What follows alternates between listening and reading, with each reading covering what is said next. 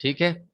तो सबसे पहले हमने जर्नल फॉर्म लिखी है, ठीक है। ये जर्नल फॉर्म है, A U X X plus B U X Y plus C U Y Y plus D U X plus E U Y plus F U is equals to G. यानी इस form की हमें equation given हो सकती है, ठीक है।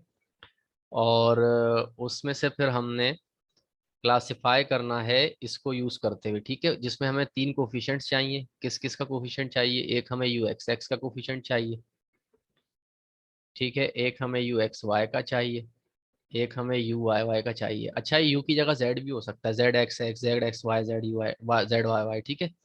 तो इसमें कोई परेशानी वाली बात नहीं होनी चाहिए, ठीक है। फिलहाल हम टू इंडिपेंडेंट वेरिएबल्स वाली इक्वेशंस की बात कर रहे हैं। टोटल थ्री वेरिएबल्स हैं, टू इंडिपेंडेंट वेरिएबल्स हैं, एक डिपेंडेंट वेरिएबल है, ठीक है। तो अब इनको क्लासिफाई करते हैं हम। तो उसके लिए सिंपल है, हमें कोफिशिएंट्स चाहिए। कोफिशिएंट्स में हम ये चेक करेंगे, ठीक है ना। ये हम चेक करेंगे, चेक करने के बाद हमें आइडिया हो जाएगा कि ये किस टाइप की डिफरेंशियल इक्वेशन है, सही है। तो अब हम कुछ एग्जांपल्स ले लेते हैं क्लासिफिकेशन के लिए, और इससे हमें आसानी से पता चल जाएगा कि ये क्या करने जा रहे हैं हम, सही है।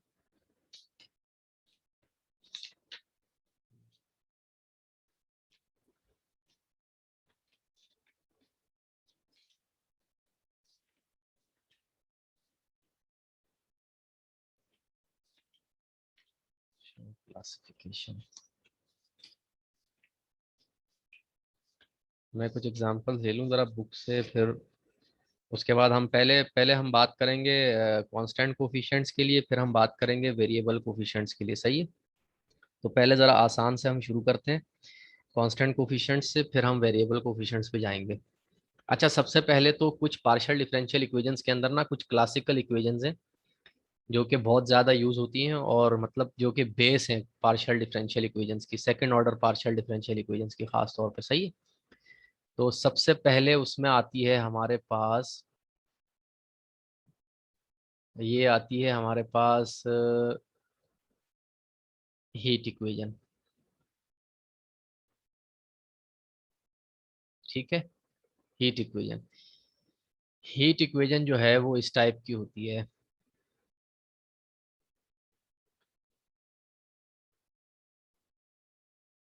वन डायमेंशनल हीट इक्वेशन है, ठीक है। ये वन डायमेंशनल,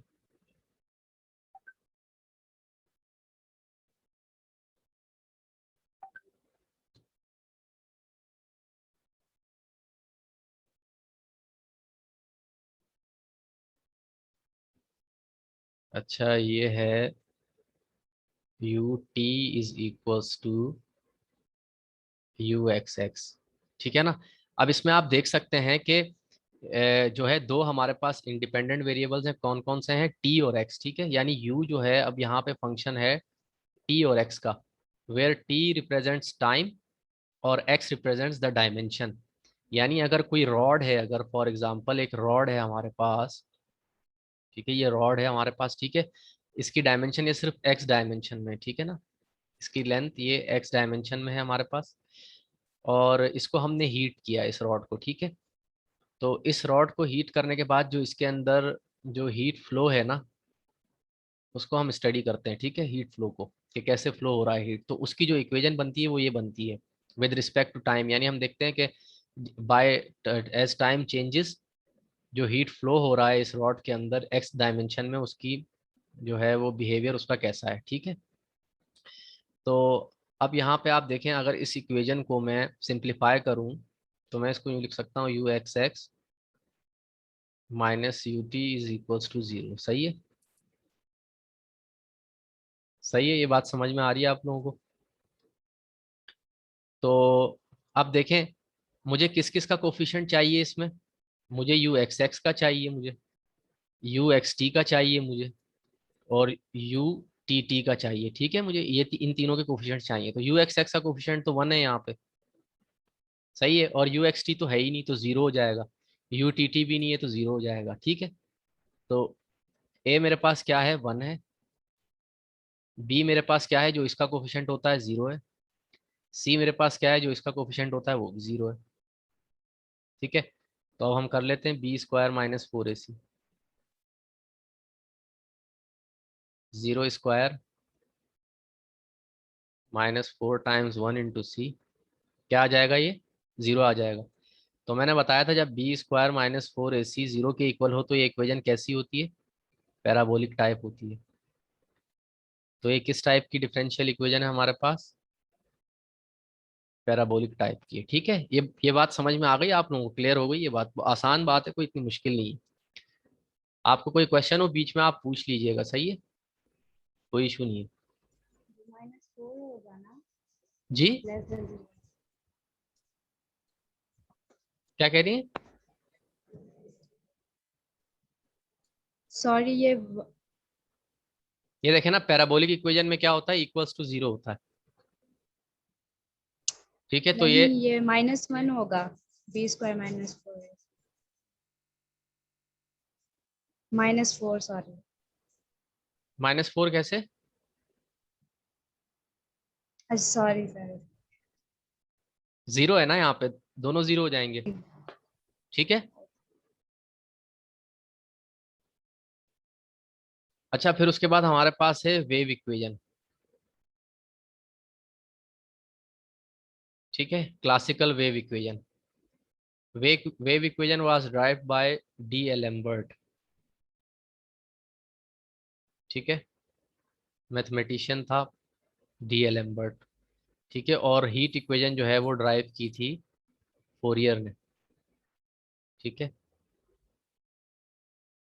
और सबसे पहले सॉल्यूशन भी फोरियर ने इसका दिया था यूजिंग फोरियर सीरीज। ठीक है, तो Fourier transforms and Fourier series, और D. Alembert ने इसका सॉल्यूशन दिया था वन डायमेंशन वेव इक्वेशन का। ठीक है, तो वेव इक्वेशन है क्या बेसिकली? डावा स्क्वायर यू ओवर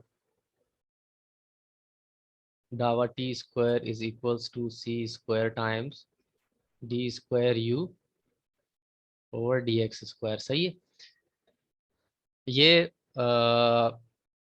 इसकी स्टैंडर्ड फॉर्म है। सही है, ये सी स्क्वायर जो है ना ये कांस्टेंट है। ये किस चीज़ का कांस्टेंट है? अच्छा पहले बता देता हूँ कि इसका ये फिनोमेना है क्या असल में, थोड़ा सा आप लोगों को आइडिया रहे। देखें, एक स्ट्रिंग है, ठीक है ना, ये एक स्ट्रिंग है, फॉर एग्जांपल ज्वाइन है दो एंड्स से। ठीक है, इस स्ट्रिंग को आपने खींचा, सही है, यहाँ से खींचा, तो ये कैसी शेप की बन जाएगी?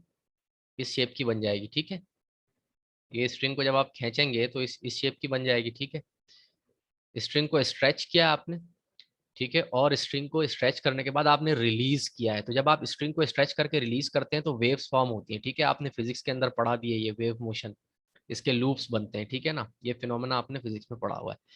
तो स्ट्रिंग को जब जैसे ही आप स्ट्रेच करके रिलीज करेंगे तो क्या होगा? ये स्ट्रिंग ऑसिलेट करेगी अप एंड डाउन। सही है, तो उस फिनोमिना की जो है, इस फिनोमिना को ये जो इक्वेशन है ये डिस्क्राइब करती है। ठीक है, क्या डिस्क्रिप्शन है इसकी? इसकी ये डिस्क्रिप्शन है कि यू जो है वो फंक्शन है किसका? टी और एक्स का।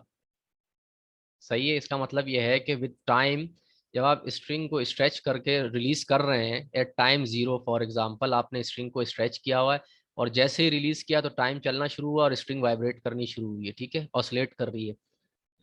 तो इस डायरेक्शन के अंदर जो इसकी मोशन है स्ट्रिंग की, एक डायमेंशन में ही मूव करेगी ना, up and down up and down up and down move करेगी। ठीक है, तो इस डायरेक्शन के अंदर जो कि ये एक्स डायरेक्शन को डिस्क्राइब कर रहा है और टी जो है वो टाइम को डिस्क्राइब कर रहा है कि विद टाइम चेंजेस जो पोजीशन है स्ट्रिंग की वो क्या है। सही है ना, at specific time, for example मैं चाह रहा हूँ कि आफ्टर 2 सेकेंड्स जो है वो स्ट्रिंग की पोजीशन क्या होगी, तो वो मुझे ये डिस्प्लेसमेंट यू, ये यू जो है ये डिस्प्लेसमेंट है। ठीक है, ये डिस्प्लेसमेंट है।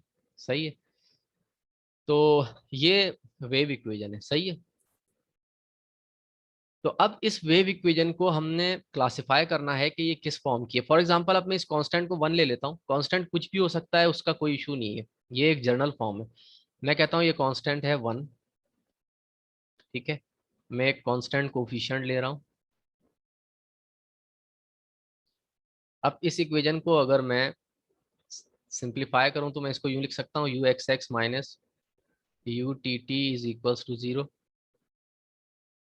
ठीक है, अब देखिए मुझे कौन कौन से कोफिशिएंट्स चाहिए? मुझे यू एक्स एक्स का कोफिशिएंट चाहिए, मुझे यू एक्स टी का कोफिशिएंट चाहिए, मुझे यू टी टी का कोफिशिएंट चाहिए।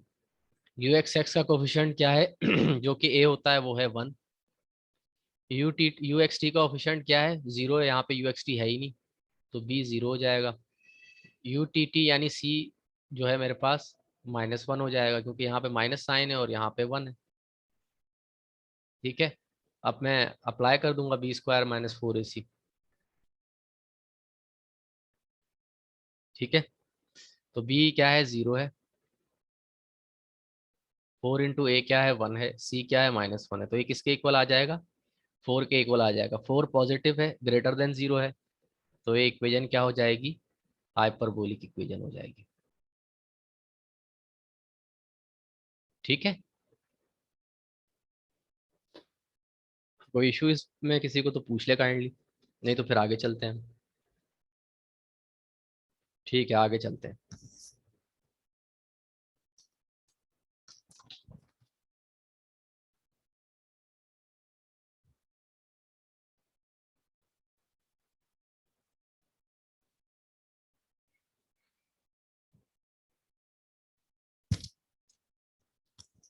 अच्छा, अब जो है थर्ड इक्वेशन जो है वो है लेप्लास इक्वेशन। ठीक है, लेप्लास इक्वेशन जो है वो भी बेसिकली हीट इक्वेशन ही है। इसको लेप्लास इक्वेशन इसलिए कहते हैं क्योंकि ये लेप्लास ने इंट्रोड्यूस की थी इक्वेशन। ठीक है, लेप्लास इक्वेशन ये basically 2 dimension steady heat equation है, यानी स्टेडी स्टेट में। स्टेडी स्टेट क्या होती है मैं आपको बता दूंगा।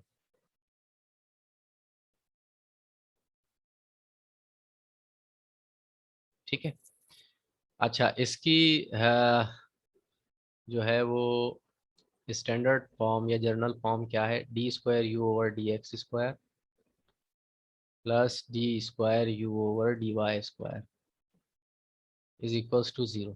ठीक है, अब यहाँ पे आप लोग देख रहे हैं, अब देखें ये एक्स डायमेंशन है, ये वाई डायमेंशन है, यानी आप सपोज करें कि एक प्लेट है, मेटल प्लेट है।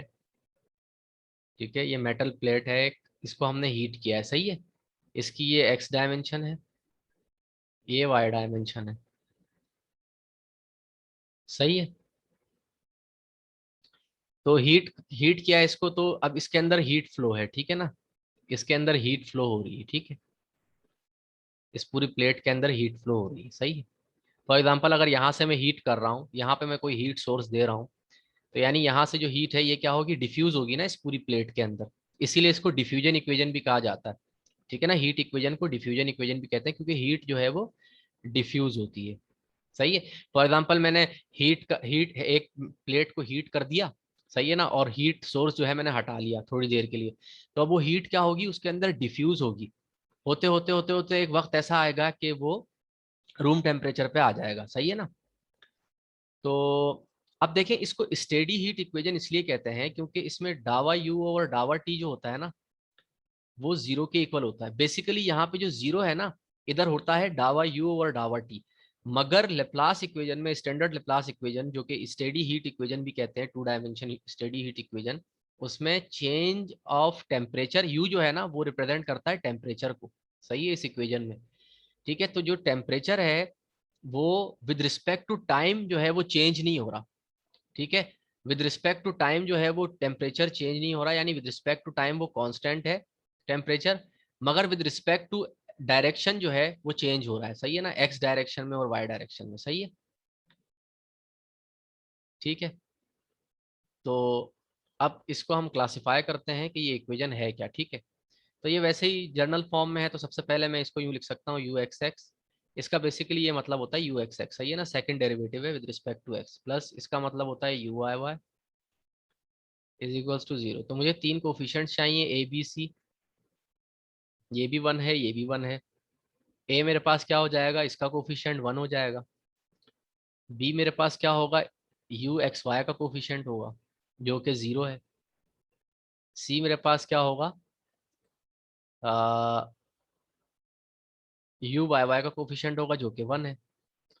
तो अब मैं अप्लाई करता हूँ अपनी condition B square minus 4ac वाली, तो 0² minus 4 × 1 × 1, this is equals to -4 which is less than 0। इसका मतलब क्या है, ये एलिप्टिक इक्वेशन है, ठीक है।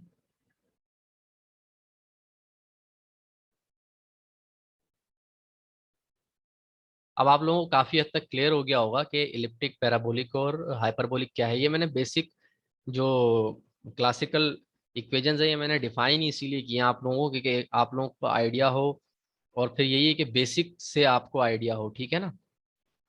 अब हम कुछ नॉर्मल इक्वेशंस लेंगे और उनको देखेंगे कि वो कौन सी इक्वेशंस है, ठीक है। तो अभी फिलहाल हम कांस्टेंट कोफिशिएंट्स ही करेंगे। कांस्टेंट कोफिशिएंट्स का मतलब ये होता है कि जो ये कोफिशिएंट्स ए बी सी आ रहे हैं ना, ये कांस्टेंट्स की फॉर्म में आ रहे हैं, देख रहे हैं आप, 1 0 1, ठीक है, 2 1 3 इस तरह।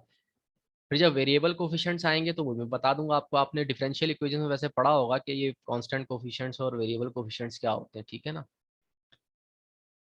तो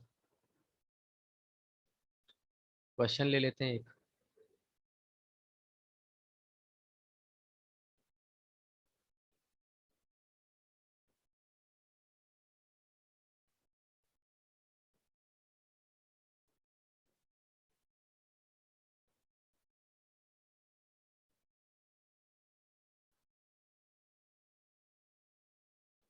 ठीक है, अब देखें इसमें हमारे पास ए क्या है, 2 है, बी क्या है हमारे पास, 4 है, सी क्या है हमारे पास, 3 है, ठीक है। कंडीशन हम अप्लाई कर देते हैं b² माइनस 4ac वाली, तो ये क्या हो जाएगा, 4 4 आर 16 माइनस 4 2 आर 8 8 3 आर 24, ये हो जाएगा -8 विच इज लेस देन 0। इसका मतलब क्या है, ये कौन सी इक्वेशन है, कोई बताएगा मुझे। इलिप्टिक जी, हेलो। इलिप्टिक इक्वेशन होगी। हाँ, ये एलिप्टिक इक्वेशन होगी, सही है, ये एलिप्टिक है मेरे पास, ठीक है। एक और क्वेश्चन ले लेते हैं हम।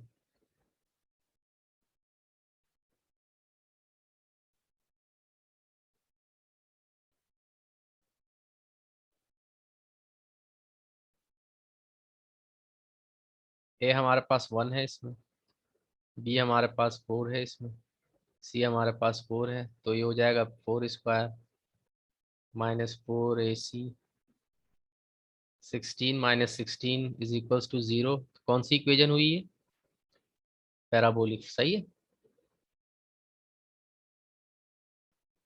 अब हम चलते हैं वेरिएबल कोफिशिएंट्स की तरफ, ठीक है। एक क्वेश्चन हम ले लेते हैं वेरिएबल कोफिशिएंट का। आप देखें x² आ गया, ये वेरिएबल कोफिशिएंट है, ठीक है।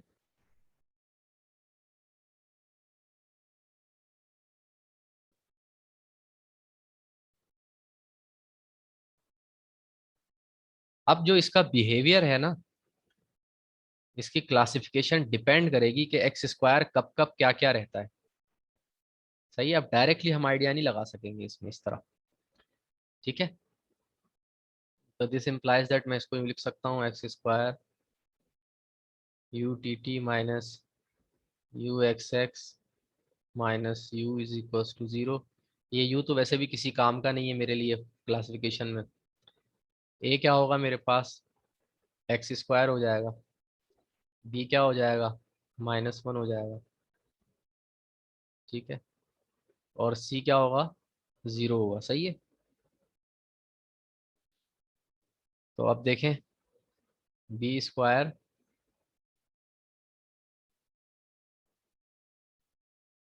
माइनस 4ac,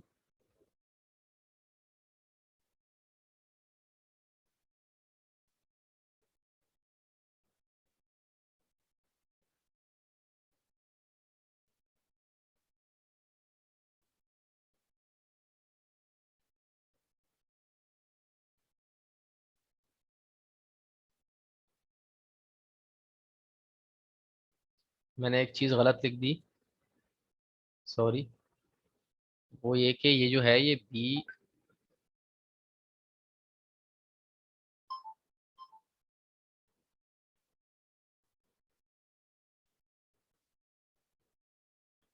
ए जो है वो एक्स स्क्वायर है, बी जीरो है यहाँ पे ना, क्योंकि यू एक्स टी का तो कोई मेरे पास टर्म ही नहीं है ना यहाँ पे, और सी मेरे पास -1 है। तो ये क्या हो जाएगा, 0² -4 ए सी इज इक्वल्स टू, ये क्या हो जाएगा, माइनस माइनस प्लस 4x², सही है।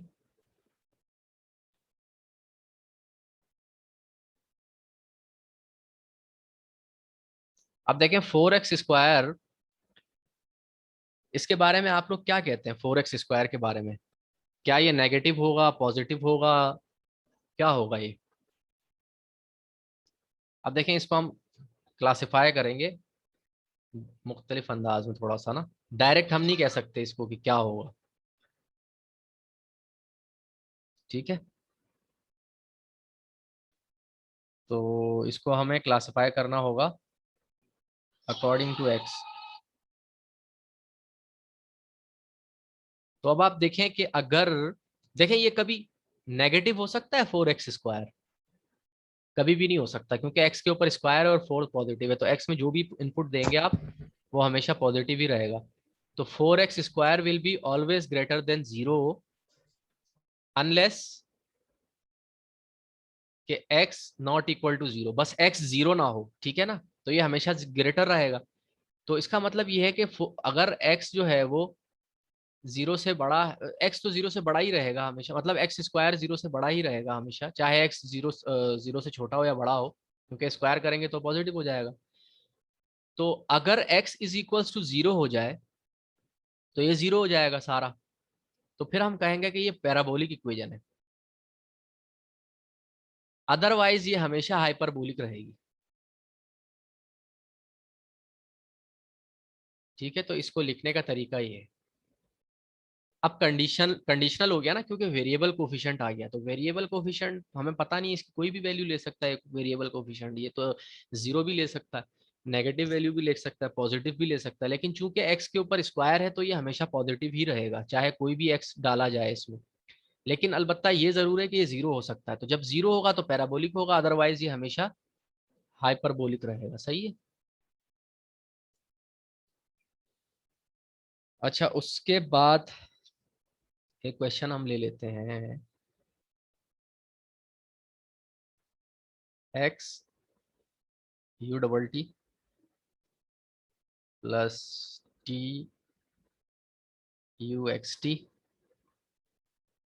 Plus U double T is equals to 0, सही है। ए क्या होगा, इसमें एक्स होगा। बी क्या होगा, इसमें इसका कोफिशिएंट एक्स टी का, जो कि टी है। सी क्या होगा, 1 होगा, यू टी टी का कोफिशिएंट, सही है। आपने हमेशा ख्याल रखना है ए बी और सी को चूज करते वक्त, सही है, इसमें कंफ्यूज नहीं होना है आपने, ठीक है ना। और मैं आप लोगों को ये आइडिया दूंगा कि आप लोग हमेशा ना स्टैंडर्ड फॉर्म बना लिया करें। फॉर एग्जांपल अगर ये यू एक्स टी गिवन ना भी होना तो आप इसको यूं भी लिख सकते थे। फॉर एग्जांपल अगर यू एक्स टी ना होता इस इक्वेशन में, तो आप अपनी आसानी के लिए इसको यूं लिख लिया करें, 0 u x t, ताकि आपको पता चल रहा हो कि यार मैंने सिलेक्शन कैसे करनी है, सही है ना।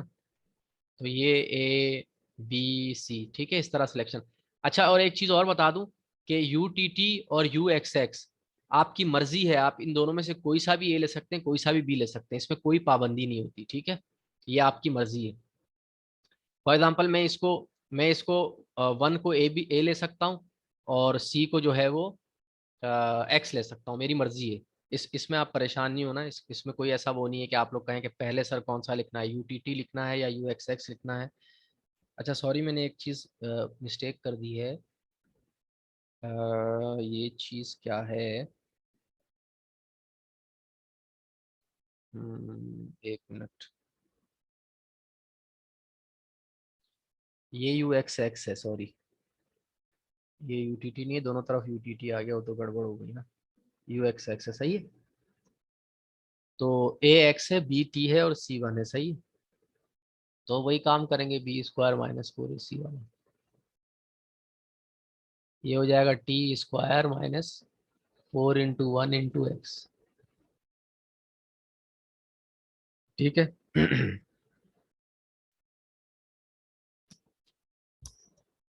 कोई गलती तो नहीं की इसमें, देख लें एक दफा।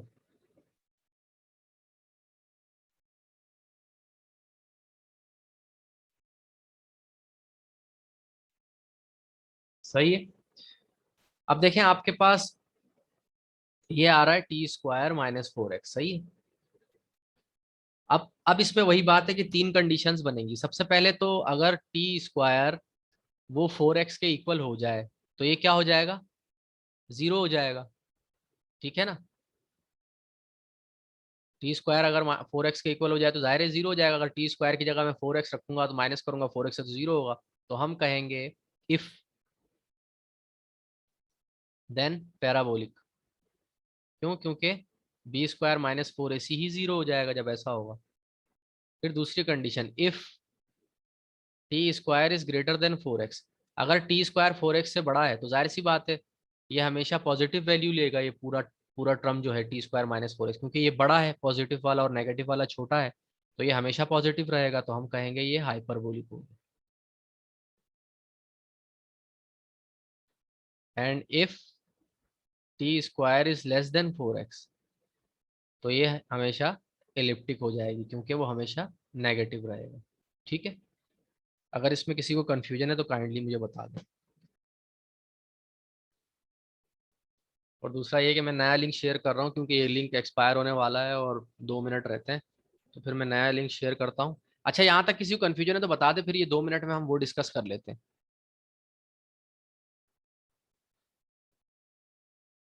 क्लियर है सबको?